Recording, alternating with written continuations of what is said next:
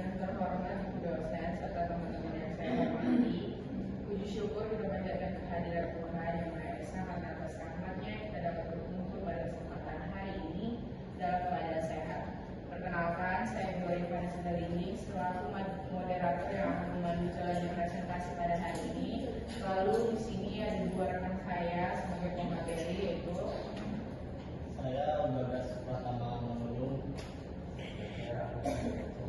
Topik pada pertemuan kali ini yang akan dibahas adalah peristiwa setelah tanggal membaca berdasarkan PSAK 8. PSAK 8 membahas tentang peristiwa yang terjadi setelah tanggal membaca hingga tanggal laporan keuangan disahkan yang dapat mempengaruhi penyajian laporan keuangan.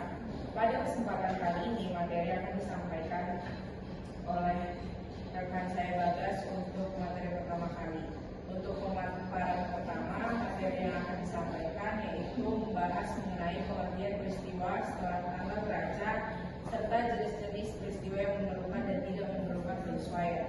Kepada pemateri pertama, saya persilakan. Itu pengertian dari PSAK 8.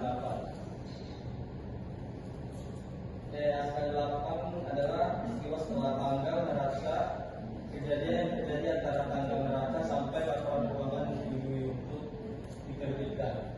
Peristiwa ini bisa mempengaruhi laporan keuangan perusahaan sehingga perlu diperhatikan dalam penyusunan laporan itu.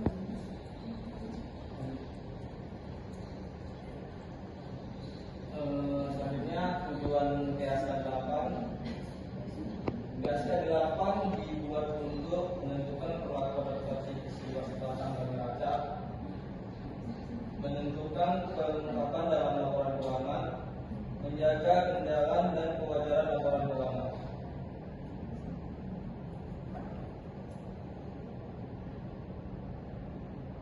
Jenis peristiwa setelah tanggal neraca atau PSAK 8. Peristiwa jenis-jenisnya, yang pertama ada peristiwa yang memerlukan penyesuaian, yaitu peristiwa setelah tanggal neraca yang memberikan bukti atas kondisi yang sudah ada pada tanggal neraca. Terus jenis kedua adalah peristiwa yang tidak memerlukan penyesuaian, yaitu peristiwa setelah tanggal neraca yang menunjukkan kondisi yang baru timbul setelah tanggal neraca.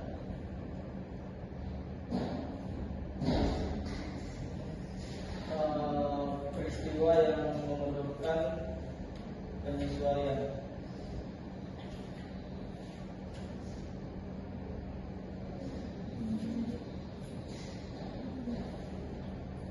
Pertama, memberikan bukti kondisi yang sudah ada pada tanggal neraca. Contohnya yaitu kehidupan tak terlagi dan keputusan pengadilan. Jadi saya kembalikan kepada moderator. Baik, terima kasih kepada pemateri pertama atas penjelasannya.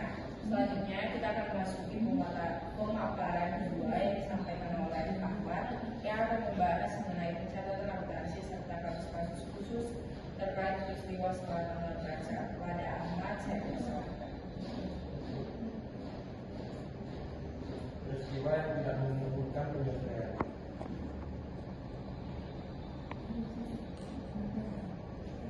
Itu menunjukkan kondisi baru setelah tanggal neraca. Contohnya kebakaran bidang alam akuisisi. Penjelasannya yaitu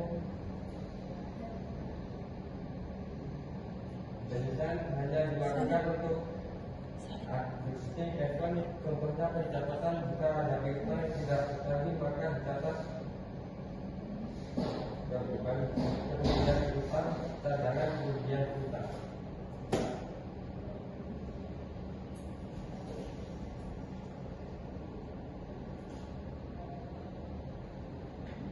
Penyesuaian dan pencatatan. Contohnya dividen diumumkan setelah tanggal neraca tidak diakui sebagai liabilitas diungkapkan di TAP. Kasus khusus dividen, yaitu contohnya jika perusahaan tidak dapat melanjutkan usaha, tidak menggunakan asumsi by contract.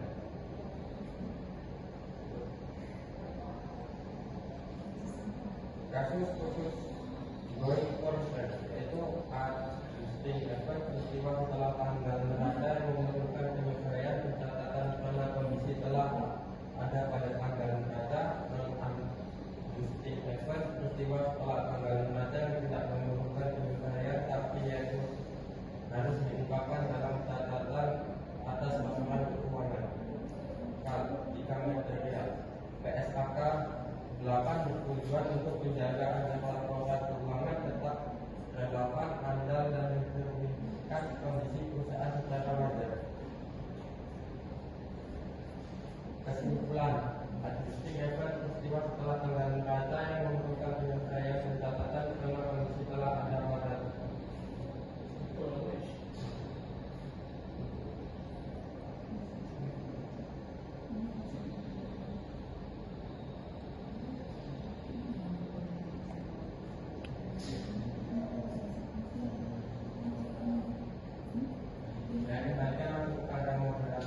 Baik, terima kasih kepada atas pemaparan materinya. Demikian penyampaian materi dari kedua pemateri. Selanjutnya kita akan memasuki sesi tanya jawab. Bagi teman-teman yang ingin bertanya, dipersilakan untuk mengangkat tangan atau menyampaikan pertanyaan.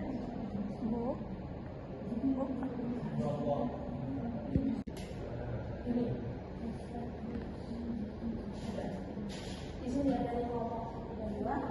Di sini aku mau menanyakan kan tadi udah banyak kan apa contoh-contohnya dari Mbak.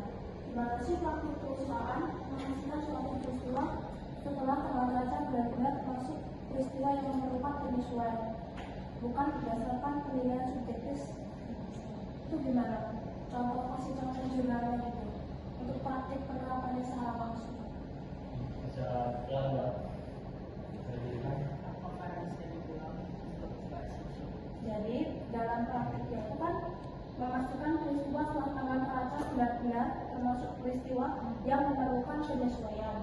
Itu boleh kalau Mas dikasih contoh-contoh apa penerapan jurnalnya secara nyata gitu Mas?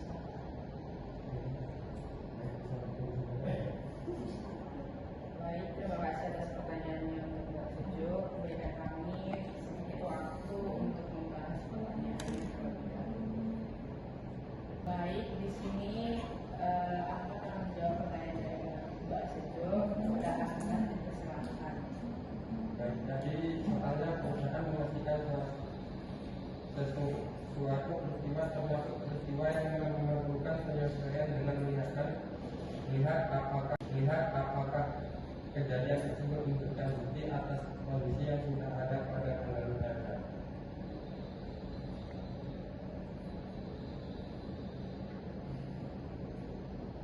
Penilaian didukung oleh dokumen dan fakta yang jelas seperti hasil audit, putusan pengadilan, atau informasi tentang kemampuan bayar pelanggan. Jadi bukan menyebutkan pendapat manajemen, tapi ada bukti yang mendukung. Contoh kasus dan jumlahnya, misalnya setelah tanggal neraca diketahui bahwa pelanggan sedang mengalami kesulitan keuangan sebelum tanggal neraca dan akhirnya dinyatakan tidak mampu membayar.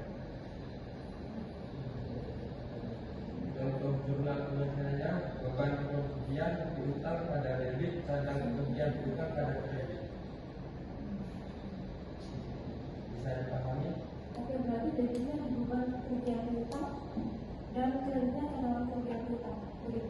Iya, Pak. Oke, terima kasih. Saya kembalikan kepada moderator. Baik, karena waktu yang tersedia telah habis, maka sesi tanya jawab terakhir. Saya selaku moderator mengucapkan terima kasih kepada kedua pemateri atas materi yang telah disampaikan, serta kepada teman-teman yang telah berpartisipasi.